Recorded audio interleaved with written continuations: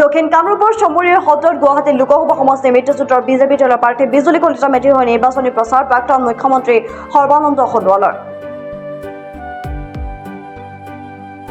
লোকসভাৰ সাধাৰণ নিৰ্বাচনৰ তৃতীয় পৰ্যায়ৰ নিৰ্বাচন চমু চাপি অহাত গৰম হৈ উঠিছে ৫ নং গুৱাহাটী লোকসভা সমষ্টিৰ ৰাজনৈতিক বতাহ।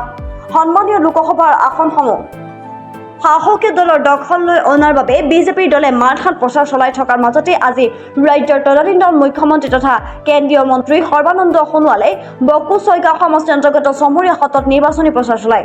চমৰীয়া সত্ৰৰ ৰাম সৰস্বতী খেলপথাৰত আয়োজিত বিজেপি দলৰ সংকল্প দিৱসত এখনি বিশাল নিৰ্বাচনী প্ৰচাৰ সভাত হেলিকপ্টাৰ যোগে অংশগ্ৰহণ কৰে প্ৰাক্তন মুখ্যমন্ত্ৰী সৰ্বানন্দ সোণোৱালে। ভোটাৰ ৰাইজক উদ্দেশ্যি কয়, দেশক ৫০ স্থানৰ পৰা তৃতীয় স্থানলৈ উন্নীত কৰাৰ স্বাৰ্থতে মোদীক তৃতীয়বাৰৰ বাবে শাসনত অধিষ্ঠিত কৰাৰ প্ৰতিগৰাকী ভাৰতীয়ৰ দায়িত্ব আৰু কৰ্তব্য। ভাষণ প্ৰসংগত সমন্বয় সম্প্ৰীতি বান্ধ কটকটীয়া কৰি আস্থা আৰু বিশ্বাসেৰে সকলোকে আগুৱাই নিয়াৰ স্বাৰ্থতেই মোদীক তৃতীয়বাৰৰ বাবে প্ৰধানমন্ত্ৰী পাতিবলৈ ৭ তাৰিখে পদুমৰ ছবিত মিত্ৰজোঁটৰ বিজেপি দলৰ প্ৰাৰ্থী বিজুলী কলিতা মেধিক ভোট দিয়াৰ সংকল্প লোৱাৰ বাবে সোণোৱালে ভোটাৰ ৰাইজক আহ্বান জনায়।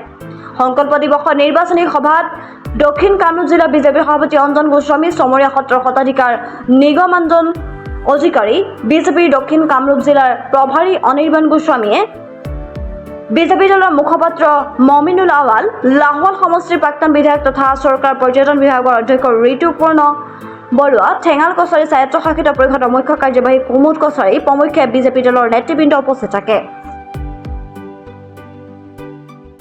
উন্নয়ন হৈছে আৰু ৰাইজে কথাটো উপলব্ধি কৰিছে, কাৰণ বিৰোধীয়ে যিয়ে নকওক কিয় আজিৰ তাৰিখত সত্যটো এইটোৱে যে মোদী ডাঙৰীয়াৰ নেতৃত্বত যোৱা ১০ বছৰে সমগ্ৰ ভাৰতবৰ্ষতে যিমানবিলাক বৈপ্লৱিক পৰিৱৰ্তন হৈছে, যাতায়াত যোগাযোগৰ পৰা আৰম্ভ কৰি অনুষ্ঠান প্ৰতিষ্ঠান আৰু বিশেষকৈ আমাৰ দৰিদ্ৰ সীমাৰেখাৰ তলত বসবাস কৰা সকলো লোকৰ যিমানবিলাক জীৱনলৈ পৰিৱৰ্তন আহিছে, বিভিন্ন আঁচনি ৰূপায়ণ কৰি সততা নিষ্ঠাৰে তেখেতসকলৰ বাবে যিখিনি সেৱা আগবঢ়ালে মোদী ডাঙৰীয়াই, তাৰ ফলত আজি 10 বছৰৰ ভিতৰতে ২৫ কোটি দৰিদ্ৰ সীমাৰেখাৰ তলত থকা লোকক আজি তেখেতে সেই পৰ্যায়ৰ পৰা উদ্ধাৰ কৰিলে, তেখেতসকলৰ অৱস্থা উন্নত হ'ল।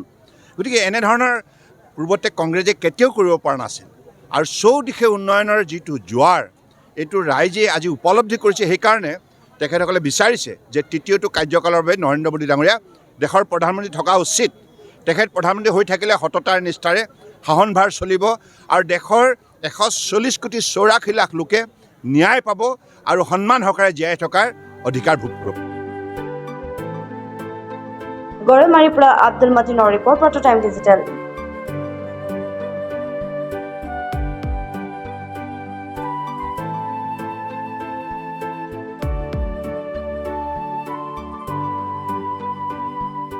ৰঙালী বিহু আৰু ঈদৰ শুভেচ্ছাৰে স্পেচ অটোমোবাইলছে লৈ আহিছে আপোনালোকলৈ বিশেষ অফাৰ।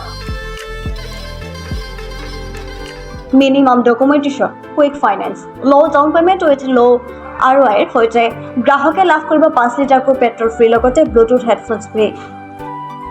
ন্যূনতম সুতৰ হাৰত আৰু কম ডাউন পেমেণ্টত আপোনাৰ মন পচন্দৰ বাজাজৰ বাইক ক্ৰয় কৰিবলৈ আহক দক্ষিণ কামৰূপৰ মিৰ্জা শান্তিপুৰস্থিত স্পেচ অটোমোবাইলছ।